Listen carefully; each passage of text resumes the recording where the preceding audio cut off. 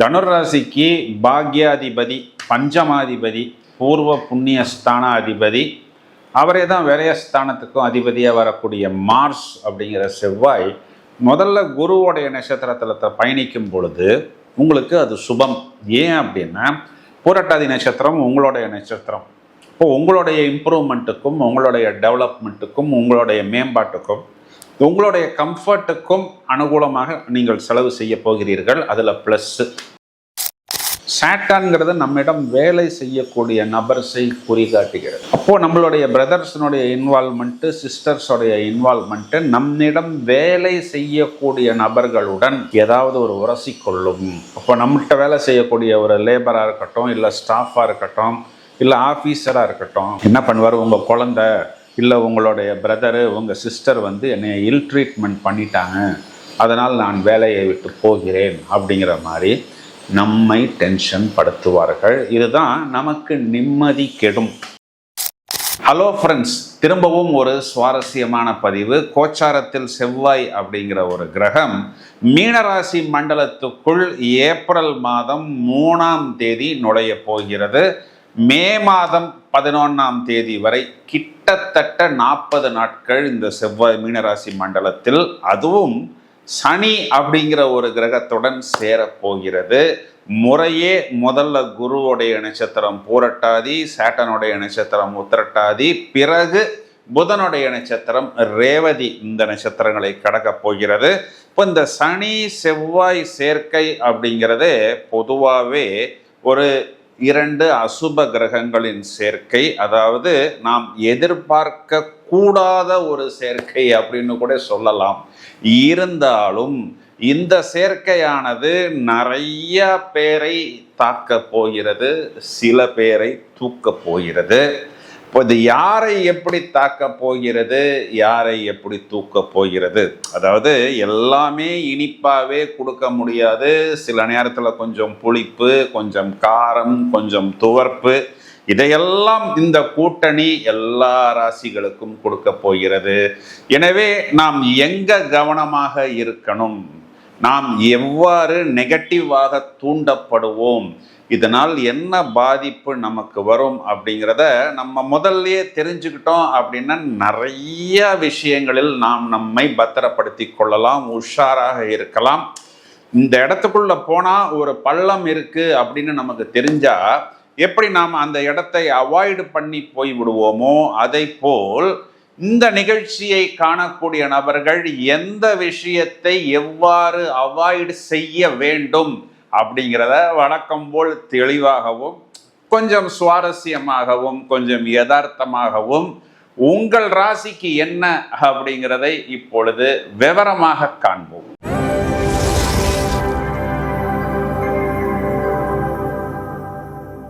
Hello friends, தனுர் ராசிக்கு இந்த பலன்களை சொல்வதற்கு ரொம்ப நேரமாக காத்து கொண்டிருக்கிறேன். ஏன் அப்படின்னா தனுர் ராசிக்கு பாக்யாதிபதி, பஞ்சமாதிபதி, பூர்வ புண்ணிய ஸ்தானாதிபதி, அவரே தான் விரயஸ்தானத்துக்கும் அதிபதியாக வரக்கூடிய மார்ஸ் அப்படிங்கிற செவ்வாய் முதல்ல குருவோடைய நட்சத்திரத்தில் பயணிக்கும் பொழுது உங்களுக்கு அது சுபம். ஏன் அப்படின்னா பூரட்டாதி நட்சத்திரம் உங்களுடைய நட்சத்திரம். இப்போ உங்களுடைய இம்ப்ரூவ்மெண்ட்டுக்கும், உங்களுடைய டெவலப்மெண்ட்டுக்கும், உங்களுடைய மேம்பாட்டுக்கும், உங்களுடைய கம்ஃபர்ட்டுக்கும் அனுகூலமாக நீங்கள் செலவு செய்ய போகிறீர்கள். அதில் ப்ளஸ்ஸு. இப்போ நமக்கு வில்லன் எங்கேருந்து வராரு அப்படின்னா உத்திரட்டாதி நட்சத்திரத்தில் செவ்வாய் பயணிக்கும் பொழுது நட்சத்திராதிபதி சாட்டான்கிறவர் மார்ஸுக்கு டெட் எகெயின்ஸ்ட்டு. இந்த செவ்வாய் சனி சேர்க்கை குறிப்பாக 4ஆம் இடம், அது காலபுருஷனுக்கு 12ஆம் இடம் விரயம். அப்போது நம்மளுடைய இடம், பூமி, வாகனங்கள் சம்பந்தப்பட்ட விஷயத்தில் நாம் ஏதாவது ஒரு யூட்டர்ன் போட்டு செலவு செய்து அதன் மூலம் சில நெகட்டிவான விஷயங்களை நாம் செய்யாமல் பார்த்து கொள்ள வேண்டும். இது எப்படின்னா அந்த இடத்துக்கு அதிக விலை கொடுத்து வாங்குவது, இல்லைன்னா வாங்கக்கூடிய இடத்துல ப்ராப்பர் டாக்குமெண்ட்ஸு, லீகல் டாக்குமெண்ட்ஸ் இல்லாமல் நாம் அந்த விஷயத்தை வாங்குவது, பிறகு ரெஜிஸ்ட்ரேஷன் எல்லாம் முடிந்ததுக்கு பிறகுதான் அந்த இடத்துக்கு இன்னொரு உரிமையாளர் இருக்கிறார் அப்படிங்கிறது நமக்கு தெரிய வருவது. இல்லை நாம் கட்டி கொண்டிருக்கும் பொழுது அந்த அப்ரூவல் வாங்கி கொடுத்த நபர்கள் எல்லாம் பக்காவாக இருக்கிறது அப்படின்னு சொல்லுவாங்க. ஆனால் கட்டும் பொழுது ஏதாவது சில பிரச்சனைகள் வருவது, நாம் அதற்கு ஃபைன் கட்டுவது, இல்லை ஒரு செகண்ட் ஹேண்ட் வாகனம் வாங்கும் பொழுது இந்த வாகனத்தில் மெயினான இருக்க வேண்டிய சில விஷயங்களில் சின்ன சின்ன ரிப்பேர்கள் இருப்பது, இதெல்லாம் நாம் கண்ணுக்கு தெரியாது. அப்போது குறிப்பாக மார்ஸ் உத்திரட்டாதியை கடக்கக்கூடிய காலகட்டம், அதாவது இந்த ஏப்ரல் மாதம் கடைசி வரை ரொம்பவும் கவனமாக இருக்க வேண்டும். பிறகு மார்ஸ் ரேவதி நட்சத்திரத்துக்குள் செவ்வாய் பயணிக்கும் பொழுது உங்களுடைய லைஃப் பார்ட்னருக்காகவும் உங்களுடைய பிஸ்னஸுக்காகவும் உங்களுடைய பிஸ்னஸ் பார்ட்னருக்காகவும் நீங்கள் செலவு செய்ய போகிறீர்கள். இதெல்லாம் பார்த்தோம் அப்படின்னா நல்ல செலவு அப்படிங்கிற மாதிரி, இன்வெஸ்ட்மெண்ட் அப்படிங்கிற மாதிரி எடுத்துக்கொள்ளலாம். இப்போ இந்த இடத்துல நமக்கு 4ஆம் இடத்தில் இருக்கக்கூடிய செவ்வாய்க்கு நிஷ்பலம் அப்படிங்கிற ஒரு பலம் ஏற்படுகிறது. 4ஆம் இடத்துல இருக்கக்கூடிய செவ்வாய் 10ஆம் இடம் தொழில் ஸ்தானத்தை பார்க்கிறது. ஒரு விதத்தில் பார்த்தோம்னா நம்மளுடைய பிரதர்ஸு, குழந்தைங்க, சிஸ்டர்ஸு, இவங்கெல்லாம் கூட நம்மளுடைய தொழில் சம்மந்தப்பட்ட விஷயத்துக்கு ஏதாவது ஒரு ப்ளஸ் பண்ணலாம், ஒரு ஹெல்ப் பண்ணலான்னு சொல்லி உள்ளே வருவாங்க. சாட்டான்ங்கிறது நம்மிடம் வேலை செய்யக்கூடிய நபர்ஸை குறிகாட்டுகிறது. அப்போது நம்மளுடைய பிரதர்ஸினுடைய இன்வால்மெண்ட்டு, சிஸ்டர்ஸோடைய இன்வால்மெண்ட்டு நம்மிடம் வேலை செய்யக்கூடிய நபர்களுடன் ஏதாவது ஒரு உரசிக்கொள்ளும்.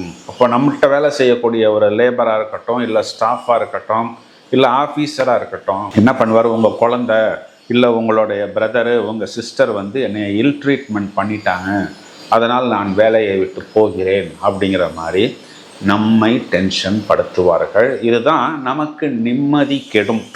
இதுக்கு என்ன பண்ணலாம் அப்படின்னா, இந்த மாதிரி நபர்கள் சந்திக்கக்கூடிய ஒரு சிச்சுவேஷன் வந்தால் முடிந்தவரை இதனை தள்ளி போடுவது, இதனை தாமதப்படுத்துவது, பிறகு பார்த்துக்கலாம், பிறகு செய்து கொள்ளலாம் அப்படின்னு எந்த அளவுக்கு நீங்கள் தள்ளி போடுகிறீர்களோ, இதெல்லாம் கொஞ்ச நாட்களுக்கு தான். மே மாதம் 13 தேதிக்கு பிறகு செவ்வாய் பஞ்சமத்தில் ஆட்சியாகி விடுவார். ஜூன் மாதம் 5 தேதிக்கு பிறகு அர்த்தாஷ்டம சாட்டனுக்கு இந்த இடத்துல பார்த்தோம்னா குருவின் பார்வையும் வந்துவிடும். அப்போது குறிப்பாக இடம், பூமி, வாகனம், உங்களுடைய பிரதர்ஸு, உங்களிடம் வேலை செய்யக்கூடிய நபர்கள், குழந்தைகள் சம்பந்தப்பட்ட விஷயம், இதில் எல்லாத்திலுமே சில விஷயங்களை கொஞ்சம் நீங்கள் தாமதப்படுத்துவது உங்களுக்கு புத்திசாலித்தனம்.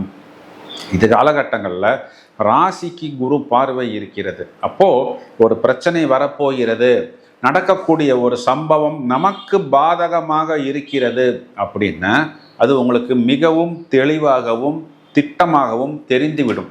நீங்களே ஓரளவுக்கு நன்றாக யூகம் செய்து விடுவீர்கள். இந்த இடத்துல லாபஸ்தானத்துக்கும் வெற்றி ஸ்தானத்துக்கும் குரு பார்வை இருக்கிறது. இப்போ உங்களுடைய லாபமும் உங்களுடைய பயணமும் உங்களுடைய வெற்றியும் பெயர், புகழ், அந்தஸ்து போன்ற விஷயங்களில் எந்த விதமான களங்கமும் வராது. உங்களுக்கு பாக்யாதிபதி சூரியன் உச்சமடையக்கூடிய காலகட்டம்ங்கிறது பாக்கியம் ஏற்படும். பிறகு சூரியன் 6ஆம் வீட்டுக்கு போனாலும் உபஜயஸ்தானத்தில் முதல் தரமான ராஜயோகங்களை அசுப கிரகங்கள் கொடுக்கும். மைனஸ் பாயிண்ட்னா செவ்வாய் சனி சேர்க்கை, வீட்டில் ஏதாவது ரிப்பேர் வரும் பொழுது அதை தொடக்கத்திலேயே பண்ணி விடுவது புத்திசாலித்தனம். இல்லைன்னா நாளாக அந்த ரிப்பேர் பெரிதாகி கொண்டே போகும். வாகனங்களில் கவனமாக இருக்கணும், பயணங்களில் கூடுதல் கவனமாக இருக்கணும். கொஞ்ச நாட்களுக்கு ஒரு லாங் ட்ராவல் அப்படின்லாம் பார்த்தோம்னா முடிந்தவரை நம்ம பப்ளிக் டிரான்ஸ்போர்ட் எடுத்துக்கொண்டு செயல்படுவது, இதனை மட்டும் நீங்கள் கவனமாக பார்த்து கொண்டால் போதும். நிறைய ப்ளஸ் பாயிண்ட்ஸை தனுராசிக்காரர்கள் இது காலகட்டங்கள் பெற முடியும்.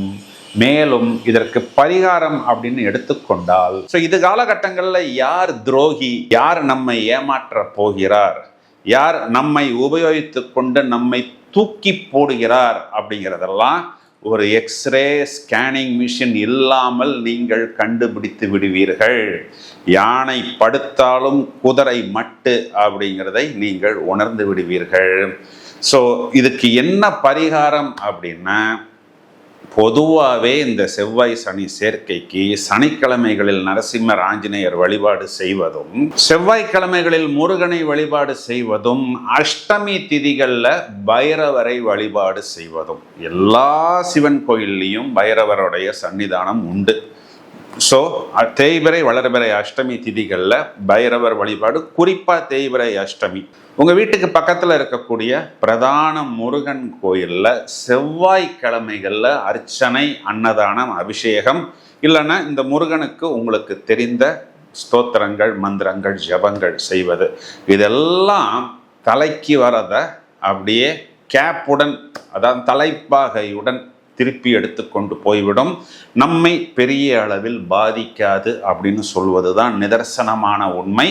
இந்த பதிவை உங்களது நண்பர்களுக்கு ஷேர் செய்யுங்கள். தொடர்ந்து இணைப்பில் இருங்கள். இன்னும் நிறைய காணொளிகள் தயாராகி கொண்டிருக்கிறது. Thank you friends.